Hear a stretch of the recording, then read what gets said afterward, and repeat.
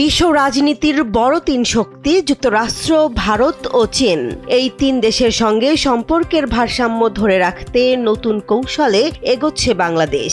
কোনো এক পক্ষের দিকে ঝুঁকে নয়, জাতীয় স্বার্থকে সামনে রেখে বহুমুখী কূটনীতি গড়তে চায় সরকার।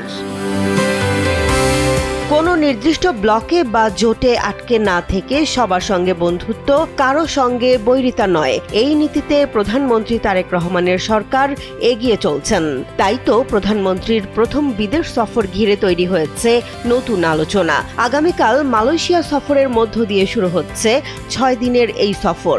এরপর প্রধানমন্ত্রী যাবেন চীনে। জীবন অবাক না করলে কে করবে? 28% মিল্ক ফ্যাটের অবাক করার সাথে ফ্রেশ মিল্ক পাউডার। জীবন অবাক করুক প্রতিদিন। কূটনৈতিক বিশ্লেষকদের মতে এই সফর বাংলাদেশের ভবিষ্যৎ অর্থনৈতিক ও কৌশলগত অবস্থানের জন্য গুরুত্বপূর্ণ বার্তা বহন করছে।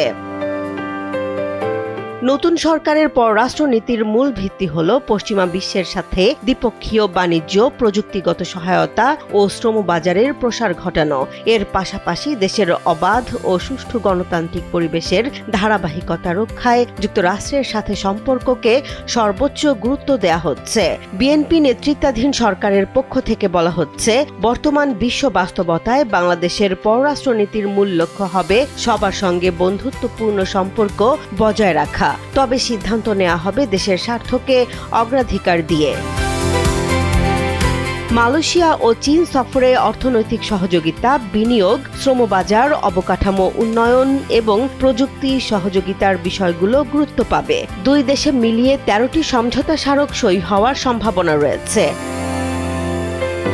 বিশেষ করে চীন সফরকে দেখা হচ্ছে বড় অর্থনৈতিক সম্ভাবনার জায়গা হিসেবে। অবকাঠামো, জ্বালানি, শিল্পায়ন ও প্রযুক্তি খাতে চীনা বিনিয়োগ বাড়ানোর বিষয়ে আলোচনা হতে পারে। পাশাপাশি চীনের শীর্ষ নেতৃত্বের সঙ্গে বৈঠকে দ্বিপক্ষীয় সম্পর্কের নতুন দিক নিয়েও আলোচনা হওয়ার কথা রয়েছে। তবে কূটনৈতিক বিশ্লেষকদের মতে চ্যালেঞ্জও কম নয়, কারণ যুক্তরাষ্ট্র, ভারত ও চীন তিন দেশই দক্ষিণ এশিয়ার রাজনীতি ও অর্থনীতিতে গুরুত্বপূর্ণ ভূমিকা রাখে। একদিকে যুক্তরাষ্ট্রের সঙ্গে বাণিজ্য ও কৌশলগত সম্পর্ক, অন্যদিকে ভারতের সঙ্গে সীমান্ত, পানি ও আঞ্চলিক যোগাযোগ। সব বিষয়েই ভারসাম্য প্রয়োজন।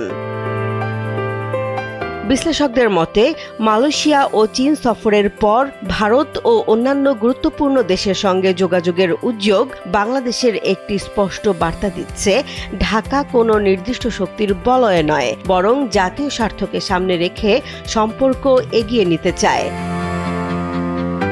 এই কূটনৈতিক ভারসাম্য কতটা সফল হবে সেটি এখন দেখার বিষয়, কারণ বর্তমান বিশ্ব বাস্তবতায় বড় শক্তিগুলোর সঙ্গে সমান দূরত্ব ও সমান সহযোগিতা দুটিই বাংলাদেশের জন্য গুরুত্বপূর্ণ। জেসমিন জাহান, কালবেলা।